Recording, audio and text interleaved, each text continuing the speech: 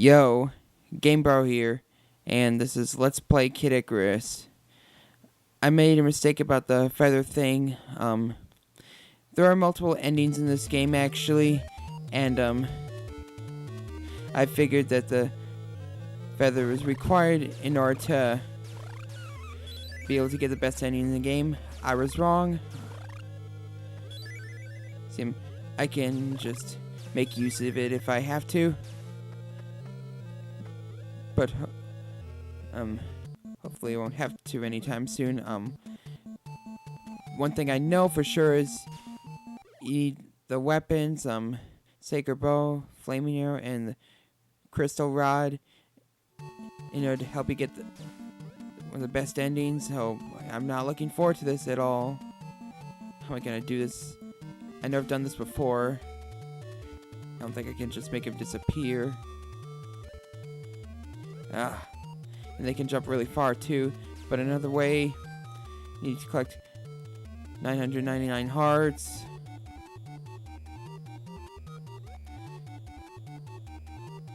Oh jeez. No. Oh, thank God. But is it actually over? Yes, 999 hearts. For those weapons. I figured they're called weapons. Need to get enough points, I believe 200,000. And damn it, where's the other one? 5 different endings in this game. It's actually a little English version is actually a little different from the Japanese version. The best ending in this version. This reminds me a little bit of Super Mario Bros. 2, by the way. That fourth world from Doki Doki Panic ripoff. Again, that best ending is actually not present in the Japanese version, and there is an even worse ending that's not present in the English version at all. Taking care of those ugly enemies and those snowmen. So far, I'm not doing too bad. Don't drop down more than I have to. James, what was it again? To help you get the best ending. Trying to think.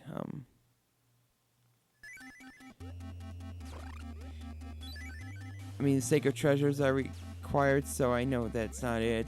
Mallets have nothing to do with it. But yes, points. Oh yes, you also have to. Crap. Never mind.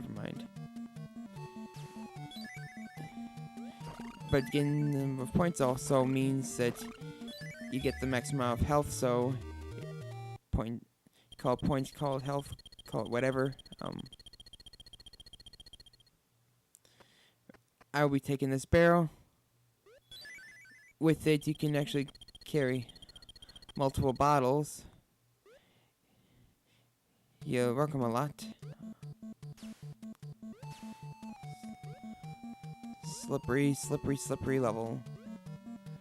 Man, it's bugging me. But yes, I'm definitely gonna try to get the best ending in the game. I have never done it before. I've gotten the second best ending.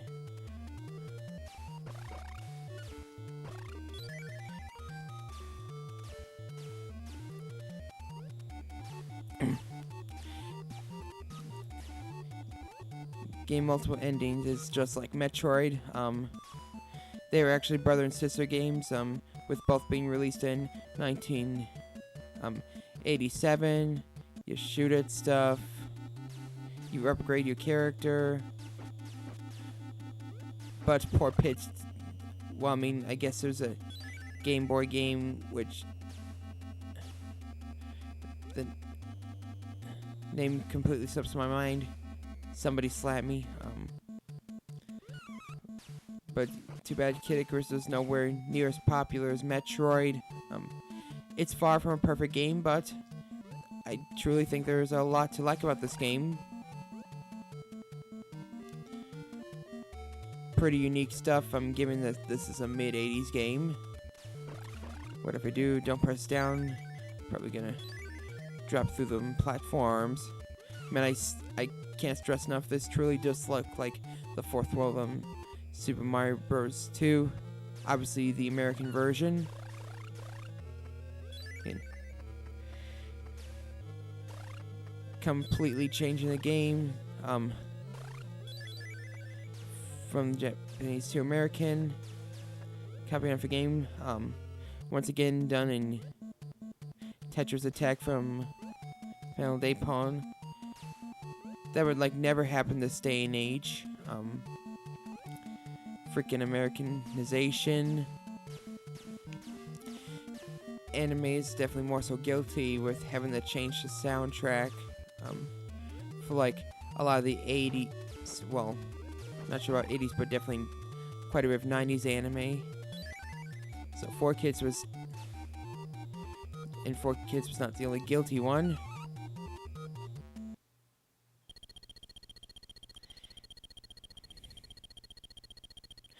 Seriously, what is it with us Americans and having no respect for Japanese original soundtracks? Original Japanese soundtracks sound better.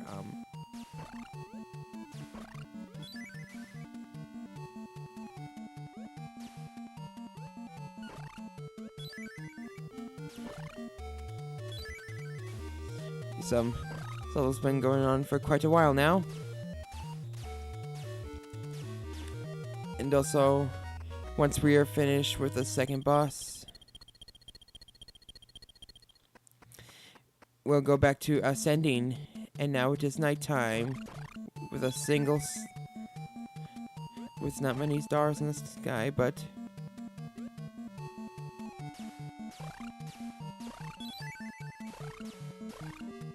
generic enemies are generic. Let's watch out for the thorns. They look pretty deadly. I remember they're not instant kill, but they almost look like they should be. But then again, I guess you think lava would be instant kill as well, but it's not. Pits can take quite a bit. They can take a lot of hits, especially given it's an NES game. It's still a pretty hard game. Not on the level of Ninja Gaiden or Castlevania or Mega Man, but it's definitely harder than many games this day and age. And one of these guessing games, a mere mallet, but now you know it's in there. Lots of lava here. And our stranger is actually more lava in here than was in the underworld. Strange shot. Oh. Oops, and of course you can't like duck and shoot, but I think that's to be expected. With that animation, I swear the thumb pad on the Wii controller seems to be a bit sensitive.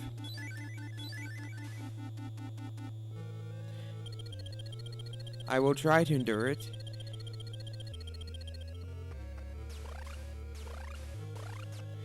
I can't lose, not with the sacred bow and the flaming arrow. Take that, Tiles.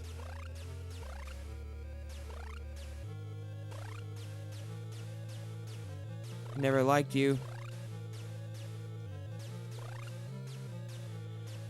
Seem to be kind of safe here. This should end before too long. Come on now. Lasts about this long each time, like 20 seconds. I'll be taking this one, of course. Now I have everything. When it comes to weapons anyway.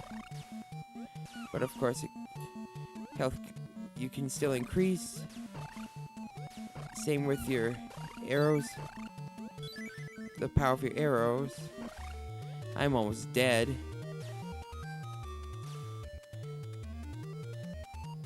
Come on, I made to 1-3. that's the hardest level in the game. This shouldn't be too difficult now.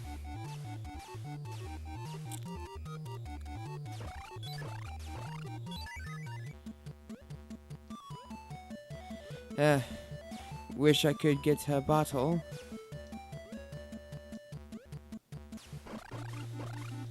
Or at least a chalice. No! Damn it. Took a little damage there.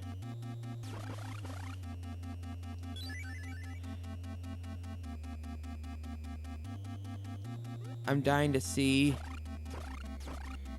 what's in that door. But those enemies have to drop down at the right time. And those enemies are just gonna... Okay, it wasn't as hard as I made it to be. Yes, perfect timing. Of course, none of these levels you don't have a time limit or anything, so you could just, like, keep grinding over and over and over, since enemies do seem to keep coming anyway.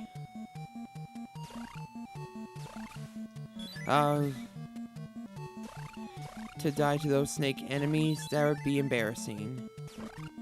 Quite. But not as embarrassing as mentioning the feather was required, but it's not. Well, that's why I got the bottle, for in case something like that happens.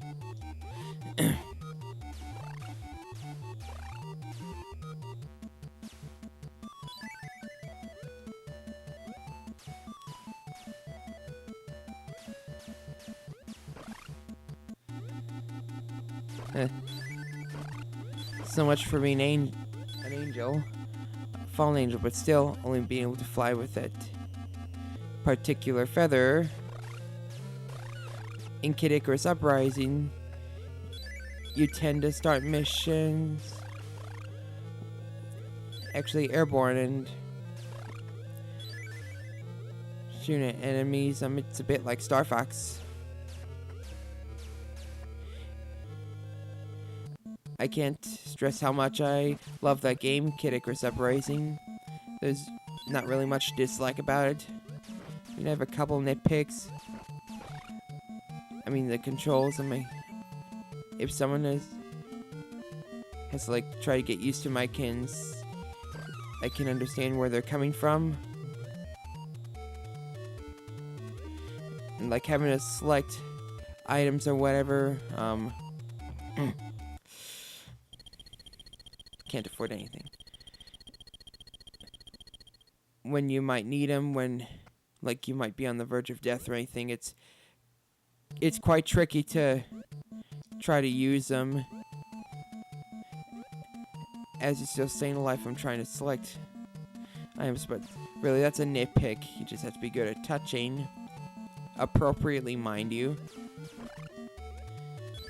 And those enemies that steal you. Weapons are called plutons, by the way.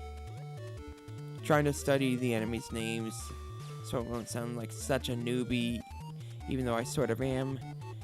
I did not grow up with this game. I got it like a little over 5 years ago. I thought, why not, since Peach was one of my favorite characters to use in Super Smash Bros. Brawl.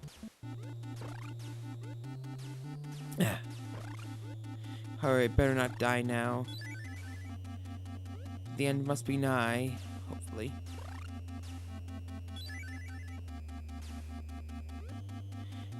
And I don't think like my dad has some Nintendo Power Guides, but I don't think any of them has like walkthroughs for this game, because I assume there's like no official Nintendo Power Guide for this particular game. Given it's an NES game. Good time in ducking. Like what you do in Punch-Out. Alright. Power up. Guess it depends on how many points you got. But anyway, that'll be the end for this part. This is Game Bro. See you all in the next video.